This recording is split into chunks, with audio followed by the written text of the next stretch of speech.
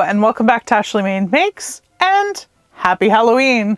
So today I am participating in the Grinning Garb challenge. Now this is a challenge put on by Stephanie Canada and Lady Rebecca Fashions to make a dress inspired by the Haunted Mansion ride at Disney. So for my part, I thought I would be inspired by the ballroom ghosts. Now, this is a whole room when you're on the ride you come across. It's a ballroom filled with ghosts dancing in what is probably like late Victorian evening gowns. So I decided to be sort of inspired by that historical silhouette while also using some of the Haunted Mansion quilting cotton. So you very much have like a retro dress in combination with a little bit of Victorian inspiration. I was really trying to make this dress glow similar to how the ghosts are, and I was semi-successful about that, you'll see in the end, but it's kind of hard to see in the video, but I was still happy with what I was able to achieve. I still think it's kind of a cool effect and it was interesting to play around with. That being said, there was a lot of things that went awry on this project. I started out with a big 4 pattern and ended up bailing about halfway through and using a pattern that I've used several times before to create this similar silhouette of dress. And ultimately, I'm very happy with my perseverance. This is a bit more of a vlog style video, so I hope you guys are going to enjoy that. And let's roll back the tape and get into it. All right, so to get started here, I'm just going to go ahead and trace off my pattern. I've got some new numeric paper from Wawak here, and I'm just tracing off all my bodice pieces.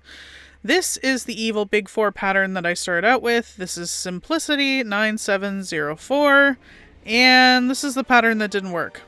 So, but I thought it was still worth showing you guys because I'm doing quite an ingenious full bust adjustment here, and this is the best footage I've gotten so far of how I do this and how I swing a dart around. So you can see here I'm just drawing some lines where a side dart would be and then through that bottom dart. And I'm splitting up my pieces 2.5 inches apart, and you can see how that opens up the bust dart in the side. Now that's half of my total bust adjustment that I need. I need 5 inches total. I'm going from a B cup to a G cup, so we're going a long way. And that's the reasons why this like doesn't 100% work, but this is kind of how I would go about it. And then I'm just trying to true up that edge there. So just trying to line that piece up where that curve is, and then truing it up with my French curve ruler. Definitely a handy thing to have. It's good to actually like bring it out. I'm bad about bringing it out, but it is very helpful for things like this. So I'm just giving that a bit of a trace onto my backing paper here, and then drawing in where that new dart is that I've created, so that we can go ahead and flip it around. I'm going to mark my new apex point in the center of where that adjustment is. And then I'm just pulling that off because we're going to be doing more flipping and taping, so it'll be a little bit clearer to see. Now I'm going to go ahead and draw that bust dart right to that new apex point, eliminating it so that we can go ahead and spin our darts back around to where they are on this pattern to maintain the style line. Now, this doesn't quite work with how big this bust adjustment is. I'll mention later that I maybe should have split this up into a couple of darts, but this is a good first crack to try and maintain the style lines of the pattern. So I'm just flipping and closing that side dart now. It looks very magic on camera, actually. And then I'm just going to go ahead and use that wedge to fill in my now newly created dart. So this is not the final product. We need to go ahead and back this away. If I was to leave this dart as is, that means the dart would go straight to my apex. So that would give us very pointy boobs. So I'm just backing it off about 2.25, 2.5 inches, something like that, is my preferred normally. And just trying to fold that to see how that's working out. This one's a little bit more challenging given it is just a bust cup essentially. It's not like a full pattern piece. So you can see me kind of testing that out and making sure how that's going to work. And it's not quite right, so I'm drawing in a new line, getting rid of my old lines. And voila. So there's our adjusted pattern piece. So easy enough, and I'm just making sure I mark it off with what pattern piece this is so that I actually know what the heck I did later. And this is always fun. I always love comparing the original piece to my adjusted piece so you can see how much bigger that piece is, along with just how much bigger of a cone that provides for the bust area. So very cool. Moving on to the next. All right, so I thought I would just sit down here for a second and do a little bit of a check-in, because so far this project's a little bit of a train wreck. I'm having a lot of difficulties with this pattern, and I don't think it's drafted well, and I would not recommend it. Official story. Also, my ring light broke. I can't find my tripod. It's just not going well this evening.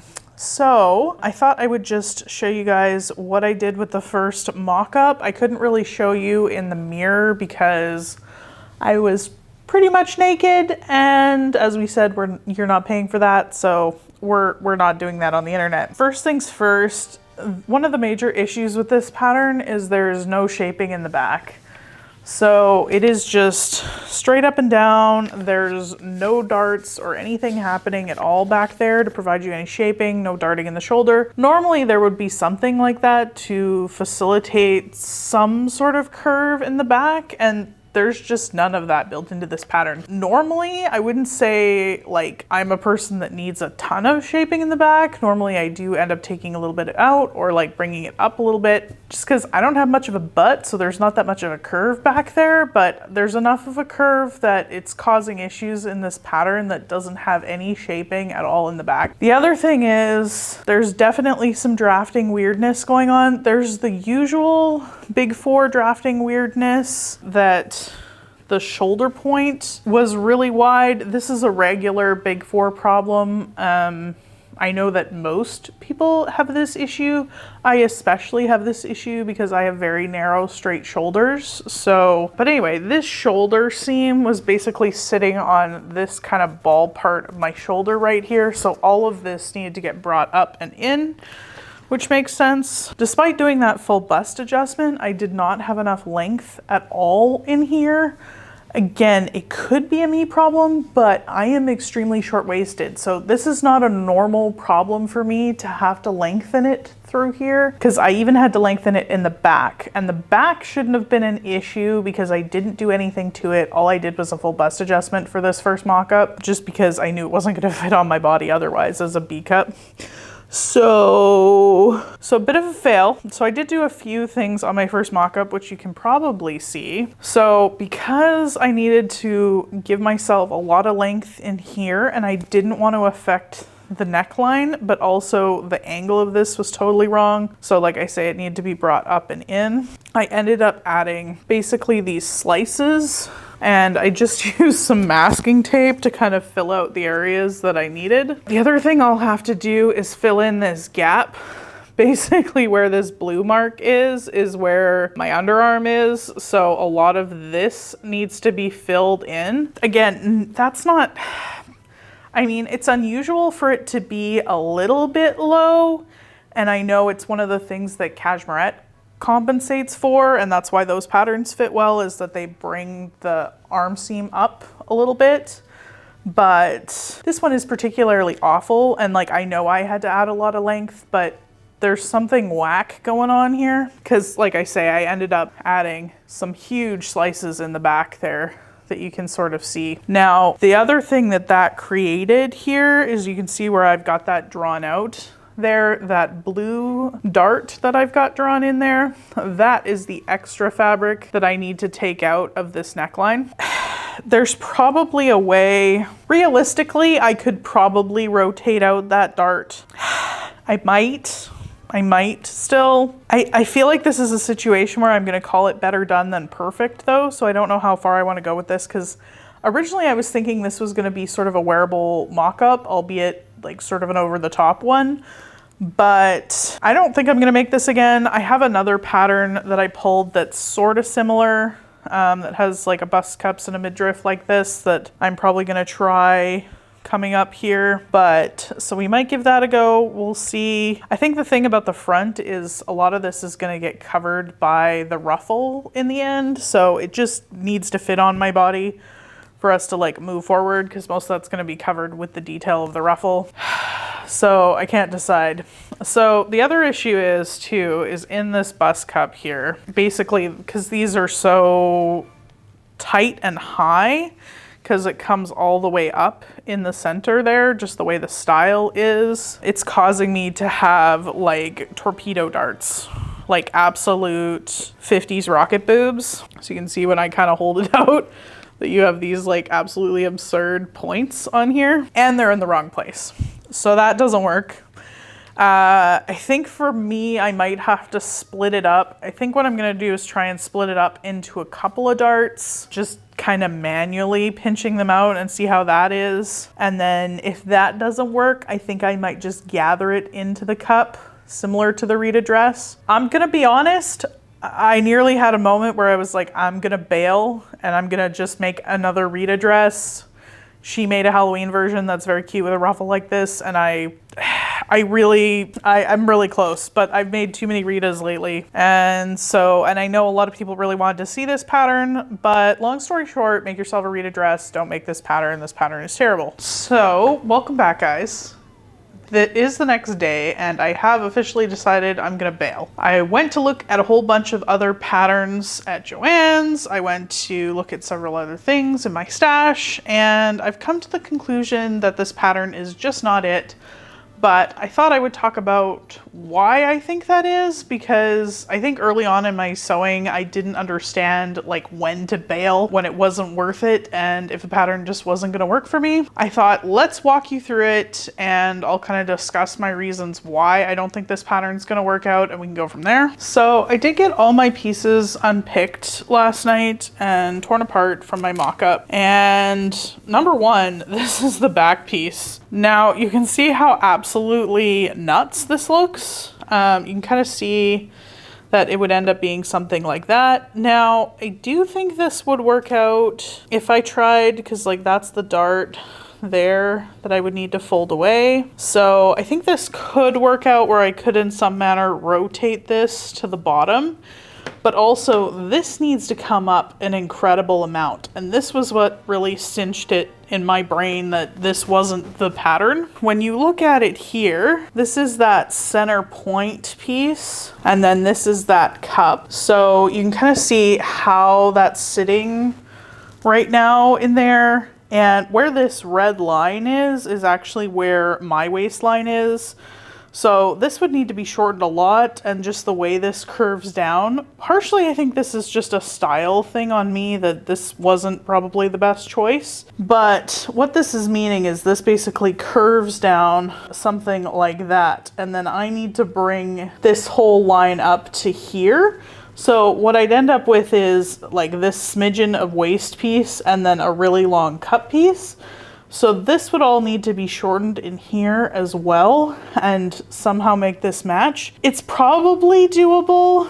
It probably is doable in the long run by someone better than me. Even me, if I really had the patience to do this. But I think what I was most excited for in this project was working with my vintage singer and really doing a lot of detail on this project. And right now this is just cutting into my detail time. You can see here, I pulled out the Rita blouse just for comparison, because I know this fits me really well. You can kind of see here how much curve this has in it. So you can see the curve where the bust is. Obviously this whole portion gets gathered. It's not a dart, but that was one of the ways I was thinking of correcting this problem. But you can see how this line looks in comparison to this line here. So basically what would need to happen is this would need to get curved, and then this would have to get curved off here to maintain the distance, as well as I would have to fuss with this somehow to make this gathering work. Again, probably doable, but essentially I have this pattern already. I think what I'm gonna do is bail. I'm gonna use the Rita.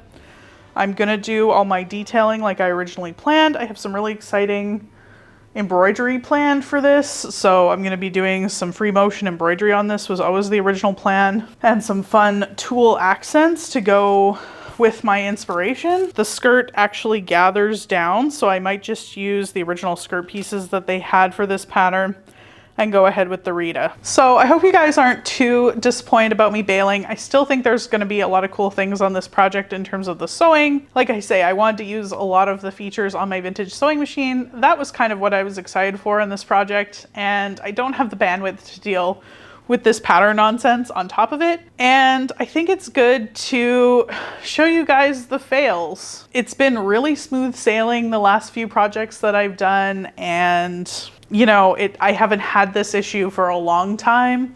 And this is unfortunately the nature of Big Four. You know, this is why I do always recommend like some of the indie makers, is because sometimes Big Four patterns just have flaws, they just have problems. And I thought they were getting a lot better because the last few pieces I've made from them have turned out really well, but this is not one of them. I wouldn't recommend it. I've seen like no one make this up online, so that leads me to believe that a lot of people have had issues with this pattern.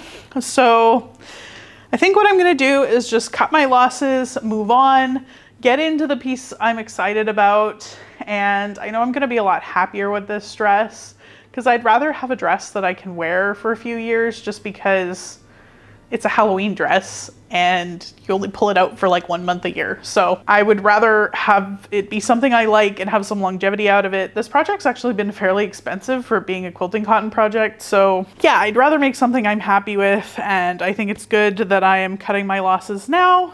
And this is the reality of sewing. Sometimes the pattern just doesn't work for you, and that's okay. So we're gonna move on. I'm gonna go cut out the dress, and then hopefully we'll get into some fun glow-in-the-dark free motion embroidery. All right, so we're back and this project continues to be a disaster. So I've got everything cut out at this point with the Rita, and I realized I didn't even show you what the fabric looks like, anything like that. So this is the fabric that I picked. As you can see, it's sort of a purple and green mix of the Haunted Mansion fabric. Now this one's a little bit different than what Stephanie and Rebecca picked, but I don't know, I kind of like this one a little bit more, and honestly it's a really good thing this print wasn't directional because I did run very close on fabric. So there's that.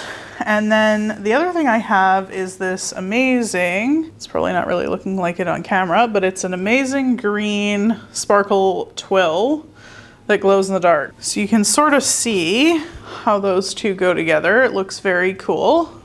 So basically a perfect match, which is amazing for me matching this online. So, and it does glow really, really well. So that's really cool. And then I did pick up some piping because I really liked what those guys did with their piping, and I was trying to figure out how I was gonna make this stuff not be incredibly itchy on my neck. And so what I'm gonna do is use that as a little piping around the edge. So my original idea for like the rest of the dress to make a ghost effect was to use this glow-in-the-dark thread I got and do some free motion embroidery with my vintage Rocketeer, which I tried, which I did. So as a spool, it glows really, really well. But then when I went to do it on the machine, I did some tests. Where's my test?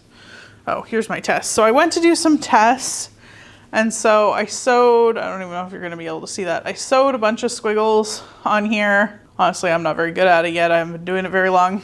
But the problem is on this dark background, it will not glow as like a couple of strands. It's really not enough, and I think because it's on the dark purple background, it's not working. I think if it was on a light background, it might work, but you know, it's not that. And so I saw a bunch of other people using it online, but they were mostly using it in their embroidery machines, so using it in a lot thicker density as well and doing it on light fabrics. So what I thought I would try was to go up to maybe like one of the embroidery patterns. I've got a few here.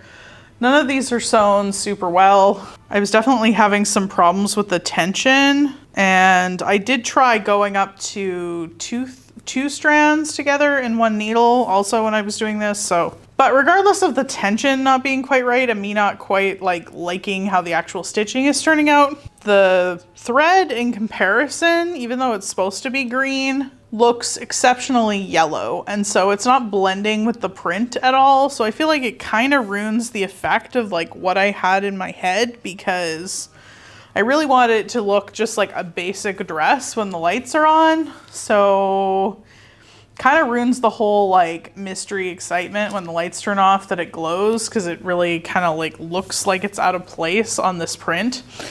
So I'm really not happy with this. It does glow in the dark if it's this thick, but yeah, it just doesn't go, especially when you consider how well like these greens are going with it, and then you can see how bright that is in comparison. Anyway, just not the vision. Am I being picky? Maybe, but at this point it's been such a freaking disaster. And I honestly don't really want to dick with the tension on that machine because it's really picky and I haven't quite mastered it yet. So my fear is that I would take it totally out of whack. So we went to plan B again, and we went back to Joann's, which is always a good time when you have to do that. At least there was a sale on and I was able to get a replacement pair of scissors too, but that's neither here nor there. So what I thought I would try and do is try some fabric paint, which I've never done before. Well, other than like maybe when I was a little kid, but I thought I would try some fabric paint. This is something that I would like actually like to try and like purposefully in a while. I've seen a lot of Jenny Dames videos and that's really cool to me. So I think I might try and do some fabric painting down the road. Today is not that day. I'm already running out of time. Halloween is like 1 week away, basically. A week and a couple of days away. So, and again, it's just not the vision for it to stand out. I really want this print to be the thing. So what my thought was, is I take some of this fabric paint, this is glow in the dark fabric paint, and yes, it's yellow, but it looks like it's gonna be pretty transparent. So I'm hoping it will be so that we can do that. Otherwise I will tint it. I have some other acrylic paint kicking around, so I'll maybe tint it with a little bit of blue to get it to be closer, and then just kind of slap it on some of the green portions in this print. So that's the plan. Probably gonna bring you in here. So we're gonna give this a go. This might be I might have to tint it, we'll see. Just got some scrap here. Oh yeah, that just blends right in. I'll have to test this to see. So I imagine if I go like that, you know, if I'm painting over the black stripes, it's not really gonna matter. I don't know how careful I'm gonna have to be. Of course, this is like really time consuming. Anyway, I'm gonna paint a few of these sections in, and then I'm gonna go take it into a super dark room and see what it looks like and see if this is actually gonna glow for me or not. And then we'll go from there and see if this is actually like the method in which I wanna do here. And then we'll get busy painting the pieces so that hopefully I can put this thing together tomorrow, because that would be really good.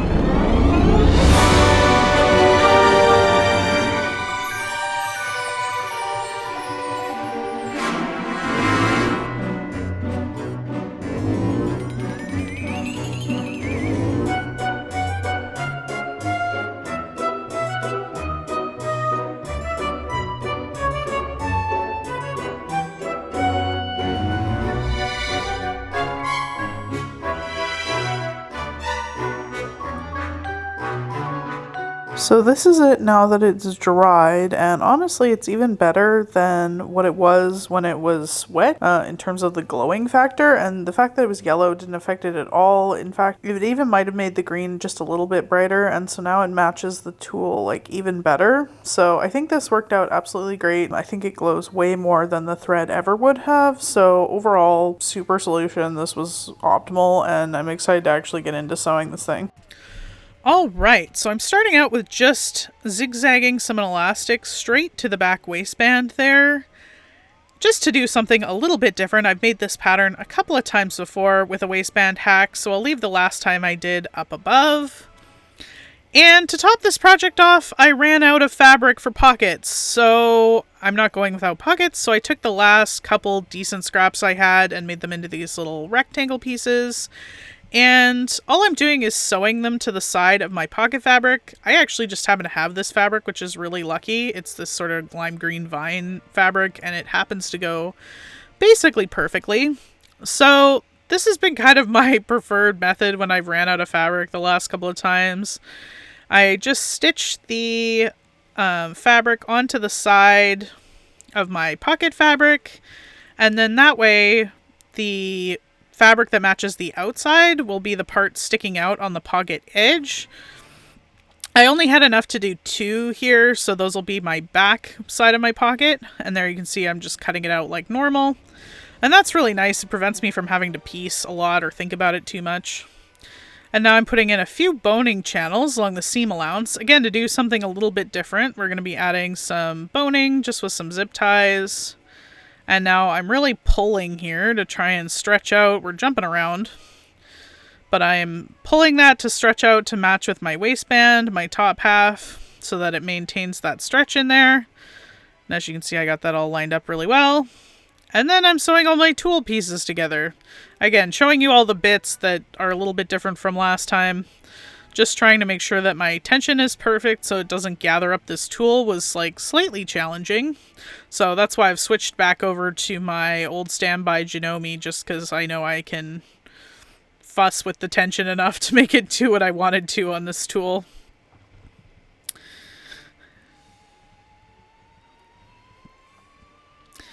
And now I'm just going to baste it to my neckline here. I already went ahead and put all the bias binding around the edges of the sleeves and the edges of the skirt.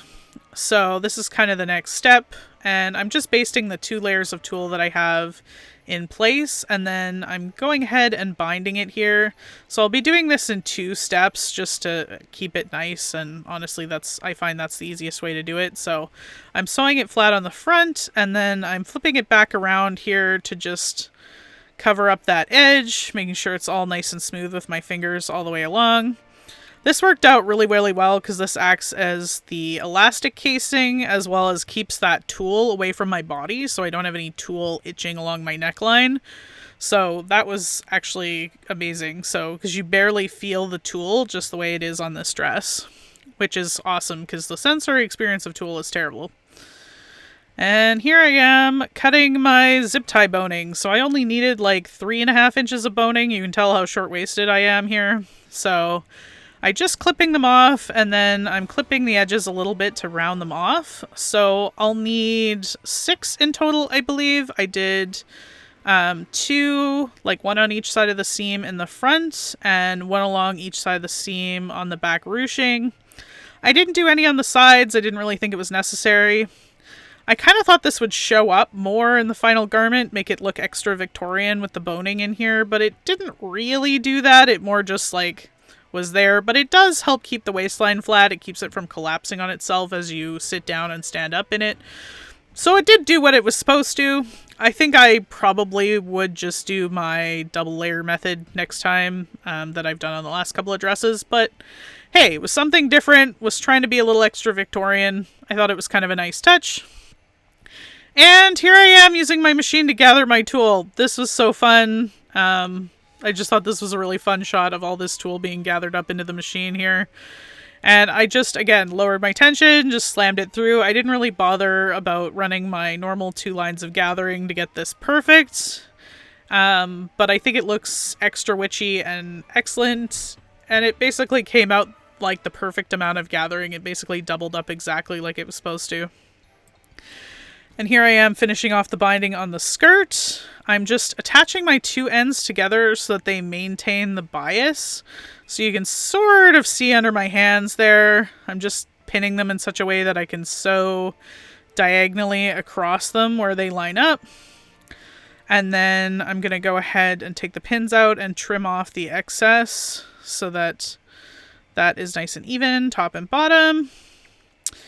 And then I'm just going to flatten this out and stitch along the seam there to finish that binding off so it'll look like there is no beginning and no end perfectly.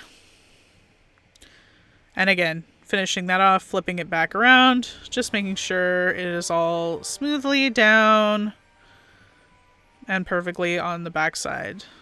So again, takes a little bit longer doing it in 2 steps, but I think you get a nicer result and you make sure everything is caught in your bias binding there. I was going to use my bias binding foot on my other machine, but at this point I was just rage sewing after the tulle. I was just trying to get this done at this point. Now I took some time. I brought this whole skirt out to the living room just to like have bigger space and pinned all the tulle in place, making sure I tried to get it as even as I could. And then I'm just stitching along where I gathered. I didn't really worry about ripping out the old stitch line from the gathering, but I think it worked out fine. You can't really see it in the tulle anyway. But yeah, just running it along with the stitching. There's like a ton of pins in here. And if you have enjoyed watching me suffer thus far, please consider subscribing. It would really help a girl out. But here is our final result.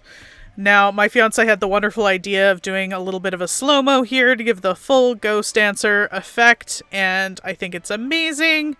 I am really happy with my final result. I still got my vision at the end of the day. I love the accent of the green tulle and the bias binding on this one. Unlike the walkway dress, I think it really kind of pulls it together. And I mean, it is a cartoon dress at the end of the day. I think it's super amazing. I got a lot of compliments on it, and I really like it. And it does glow. Here's the shot of it glowing. I hope you know. So thank you guys so much for watching. I hope you really enjoyed watching me fail, watching my foible. I'll leave Stephanie and Rebecca's videos down in the description bar down below. And I hope you guys are having a safe and happy Halloween. Bye guys!